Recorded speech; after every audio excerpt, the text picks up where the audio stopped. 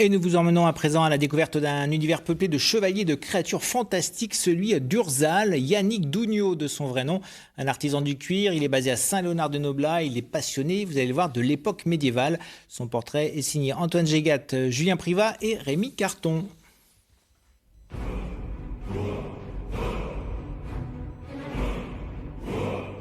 Je m'appelle Yannick Dougnot, vous pouvez aussi m'appeler Urzal. Urzal, en breton, ça veut dire ours. Et l'ours, c'est un peu mon totem. Comme on dit souvent, je suis un personnage. Et je l'assume assez bien.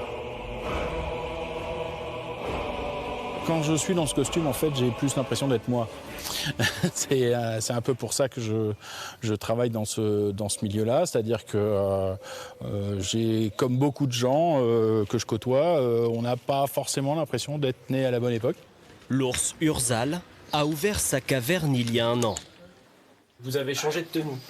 Oui, effectivement, je me suis délesté de mon armure qui faisait de moi un homme d'armes pour redevenir l'artisan d'art et le maroquinier dans ma boutique, dans ma caverne.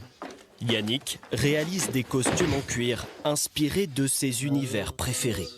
Ces cuirs, ils viennent de Saint-Léonard-de-Noblat, ils viennent de la tannerie Bastin, donc à 1 kilomètre à vol d'oiseau d'ici. Tout est confectionné à la main par cet autodidacte, à l'exception des motifs dessinés sur le cuir. Aussi étonnant que ça puisse paraître, je ne suis pas un très bon dessinateur. Donc j'aimerais pouvoir dire que tous ces motifs sont de ma patte personnelle, mais ce n'est pas du tout le cas. Il y en a beaucoup qui viennent donc d'Internet. Urzal travaille presque exclusivement sur commande. Là, on est sur des motifs plutôt vikings. Il y a des clients qui vont être extrêmement exigeants sur l'historicité, sur ce genre de choses, et des clients qui, eux, ne veulent qu'un objet qui soit joli. Un métier ancestral, appris sur Internet, comme beaucoup d'autres amateurs d'heroic fantasy. Clairement, les geeks ont gagné. C'est pas une discipline qui est en voie d'extinction, loin s'en faut, puisque en fait, il y a de plus en plus de personnes, en tout cas moi je le remarque, qui viennent me voir en me demandant est-ce que je peux faire une formation chez vous, comment je peux faire pour me lancer, etc.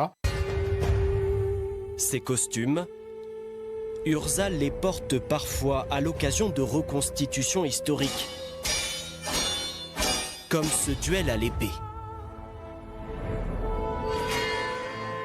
De l'escrime artistique enseigné dans ce club à Limoges. 5 à 6 fois par an, cette troupe de passionnés se produit lors de fêtes médiévales, partout en France. Tu esquives à gauche, tu déclenches ta volte et regarde bien mon épée. Moi, elle est prête à venir. Toi, tu la traînes là. Chaque geste est répété des centaines et des centaines de fois. Quand on pratique, en fait, on n'a pas de protection. Nos collègues de l'escrime olympique, eux, sont harnachés, ils ont des protections, etc. Nous, on a nos costumes qui ne sont pas toujours des armures, notamment quand on fait du grand siècle. Donc, il faut qu'on soit extrêmement précis dans nos gestes.